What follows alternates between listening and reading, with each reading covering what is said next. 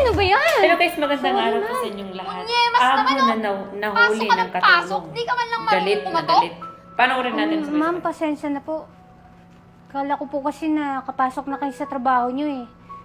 Pero ma'am, hindi naman ho yan si sir ah. Yung kasama nyo. Hoy, alam mo, wala kang pakialam kung sinong kasama ko dito, ha? Katulong ka lang. At kahit tsahin ka ng asawa ko, wala kang karapatan para mga alam sa buhay namin. Pero ma'am, baka malaman to ni sir yung mga ginagawa nyo. Wala akong pakialam sa'yo, ah. Eh di magsumbong ka. Gusto mo samahan pa kita, eh. Tsaka, hindi naman maniniwala sa'yo yun, eh. Kasi tsahin ka lang. At ako ang asawa. Pasalamat ka nga, pinapatira ka pa namin dito, eh. Unyemas ka, eh. Lumayas ka na nga dito. Layas!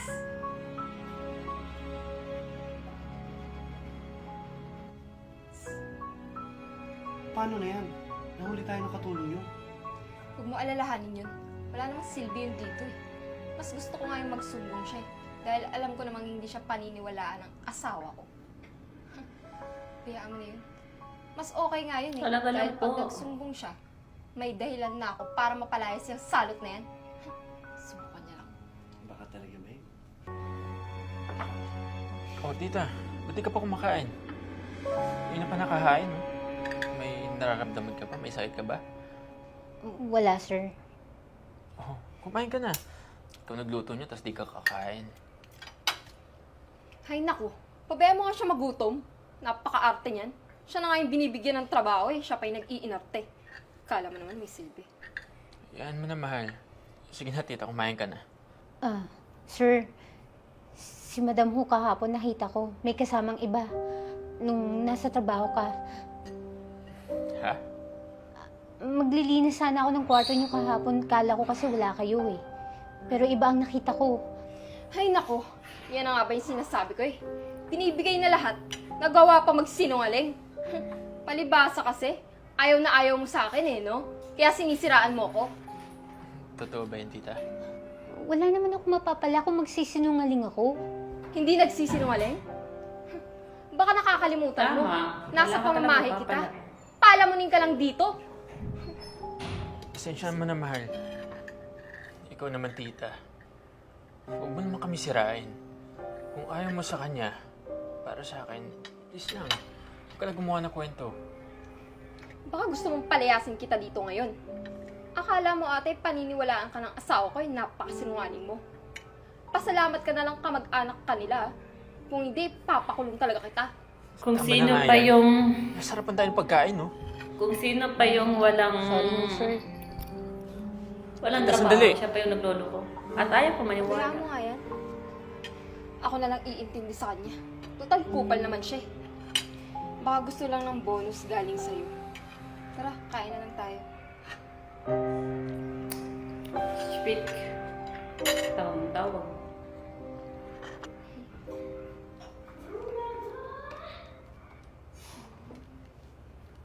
Saya-saya ni ante. Tatawag Mahal, mo si pasok ante. na ako, Sige, mahal. Bilisan mo, ah. Ingat ka, baka malate ka pa, eh. Ingat. Tita, papasok na po ako, Huwag niyo na pansinin si Faye. Pahinga na muna kayo dyan. Salamat. Ingat ka. Sige pa.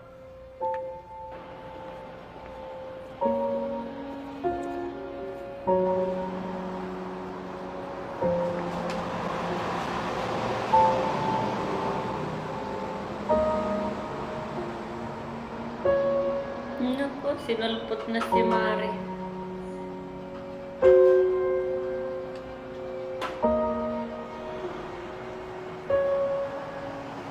Yan, maniwala ka kasi tsahin mo.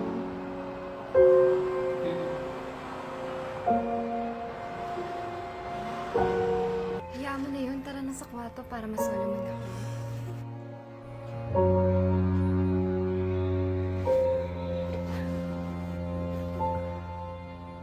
O ano? Magsusumbong ka? Go lang! Nang tuluyan ka nang mawala ng tirahan. Tara na sa kwarto.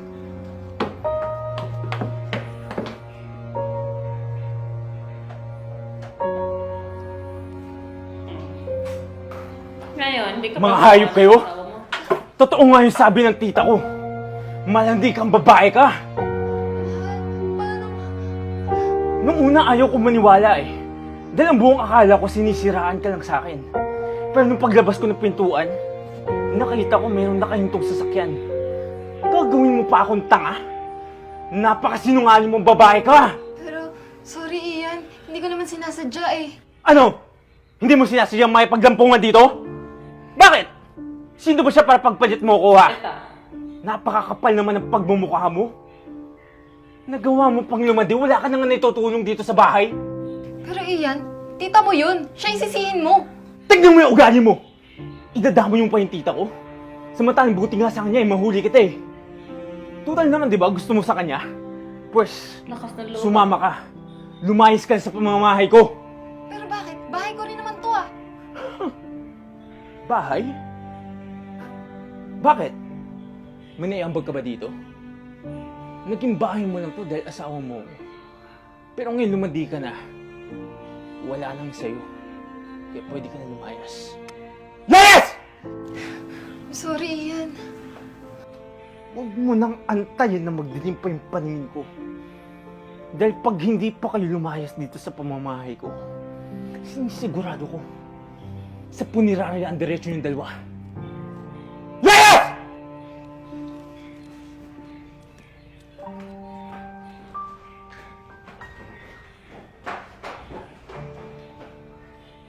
Sorry, tita.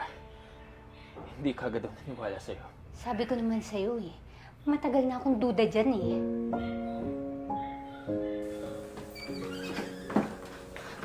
Ali, sama na ako sa'yo. Anong sasama? May asawa ako, di ba? Ikaw to nagpahuli dyan eh. Bahala ka sa buhay mo. Ayan, sana magiging aral sa lahat ng mga babae or lalaki.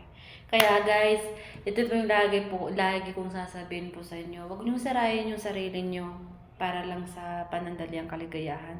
Kasi yung binubuo niyong pamilya, mawawala yan kapag nagkakamali ka. At isa pa, sa mga hindi naniniwala, no? Hindi naniniwala na sinisiraan, ganito, ganon.